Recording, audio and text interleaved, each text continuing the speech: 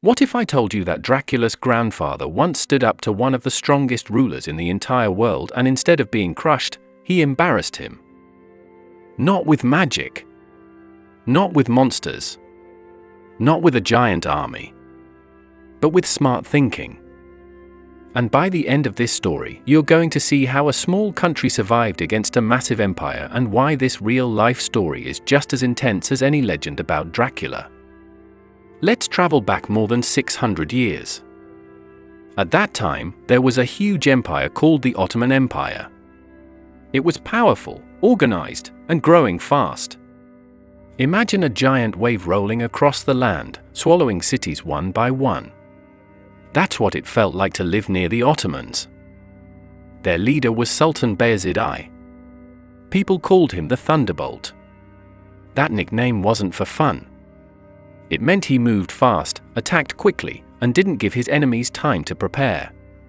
Kingdoms fell before they even understood what was happening. Some rulers didn't even try to fight him. They agreed to pay him money every year just so he wouldn't invade. But then there was Wallachia. Wallachia was a small country north of the Danube River. It didn't have endless soldiers. It didn't have mountains of gold. Compared to the Ottoman Empire, it looked tiny. But its ruler was Mircea the Old. And Mircea refused to bow. Now here's something important. Mircea the Old was the grandfather of Vlad II Dracula and the great-grandfather of Vlad the Impaler, the real person who inspired the Dracula legend. So before Dracula's name became scary, his family was already known for standing up to powerful enemies. Mircea ruled Wallachia for more than 30 years. That alone was impressive in a time when wars were constant and rulers were often overthrown. But what made Mircea special wasn't just bravery. It was strategy. Mircea understood something that many leaders forget: if you fight a giant the way the giant wants to fight, you lose. The Ottomans were strongest in open fields where their cavalry soldiers on horseback could charge freely.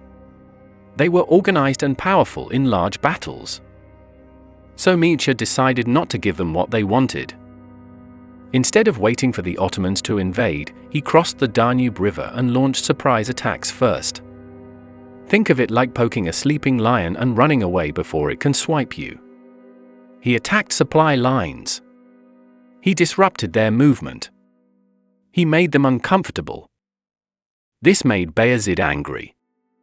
So the Sultan decided to personally lead a massive army into Wallachia to crush Mircea once and for all. This led to the famous Battle of Rovine. Now here's where the story gets really interesting. Mircea didn't meet the Ottomans in a wide, open field. That would have been a disaster. Instead, he chose swampy, forested land. Mud.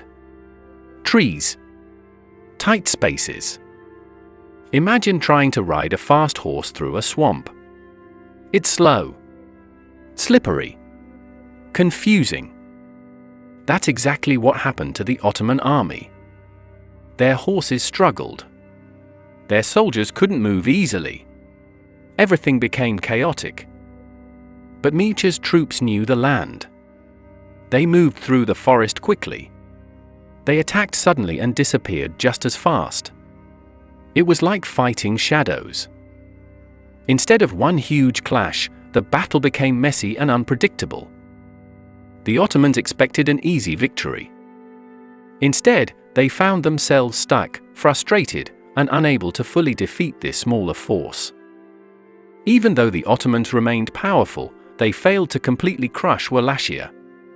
And for a ruler like Bayezid, who was used to quick, clean victories, that was humiliating. But the story didn't end with one battle. Afterward, Bayezid tried something different. Instead of attacking again right away, he placed another man on Wallachia's throne, someone who would obey him. It was a clever move. If you can't win from outside, try to control from inside. For a short time, Mircea lost control. But he didn't disappear.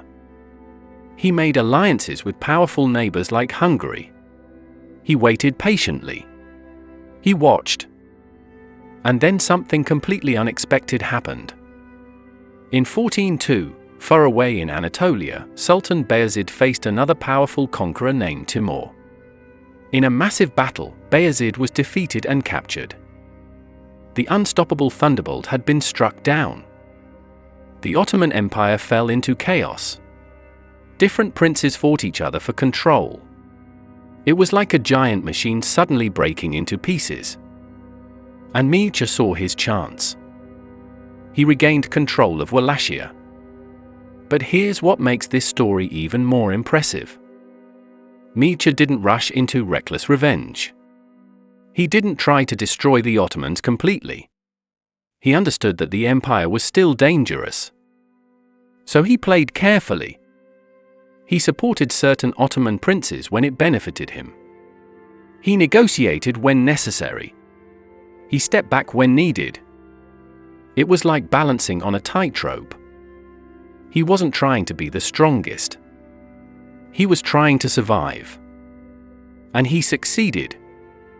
Wallachia remained standing. It remained independent for decades longer.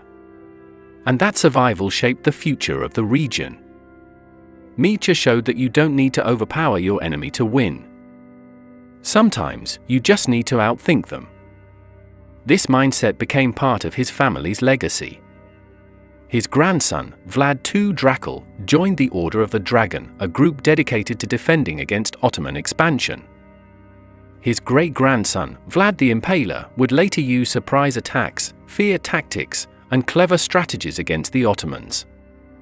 The roots of those ideas can be traced back to Mircea. Mircea's story teaches a powerful lesson. Strength is important. But intelligence, patience, and understanding your environment can be even more powerful. He chose the battlefield carefully. He attacked when the enemy was weak. He formed alliances. He adapted to changing situations. He refused to play by the empire's rules. And that refusal forced even the mighty thunderbolt to struggle. When people think of medieval history, they often focus on massive empires and famous conquerors. But small states like Wallachia survived because of leaders who understood something simple. You don't have to be the biggest force in the room. You just have to make smarter moves. Mircea the Old didn't destroy the Ottoman Empire. But he denied it an easy victory. He turned geography into a weapon. He turned patience into power. And he turned survival into quiet humiliation for one of the most feared rulers of his time. So here's the big takeaway. Dracula's grandfather didn't win by being stronger. He won by refusing to fight on someone else's terms.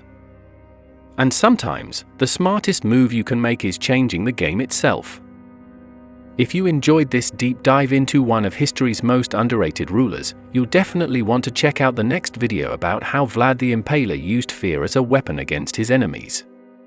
If you learned something new today, drop a like, subscribe for more powerful stories from history, and I'll see you in the next one.